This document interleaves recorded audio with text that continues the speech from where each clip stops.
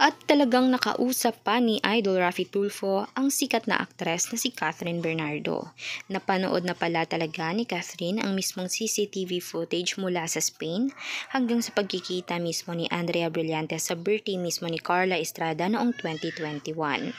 Dito niya napatunayan na talagang karapat dapat na i-let go muna itong si Daniel dahil sa loob ng 5 months last months ay talagang nagkahiwalay naman talaga sila dahil nga mismo nagkaroon ng third party itong si Catherine Bernardo at sina Daniel Padilla na ang namamagitan ay si Andrea Brillantes na natuon lamang ang atensyon kay Vicencio kung saan may patunay itong si Catherine. Napanood niya, tila parang nandidiri siya sa nakita niya at lalong nadagdagan pa ng tumawag si Blythe para makipagkita kay Catherine para sana makipag-ayos.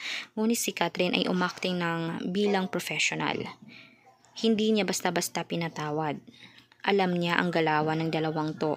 Marahil ay tila parang pakitang tao para hindi masira ang career at para hindi malugmok ang pangalan sa industriya, ngunit alam niyang ahas naman talaga. Malalaman naman natin ito sa mga previous vlogs mismo ni Blythe na talagang gustong-gusto niyang makuha si Daniel Padilla. For more videos, mag-subscribe, i-like at i-share ang videos.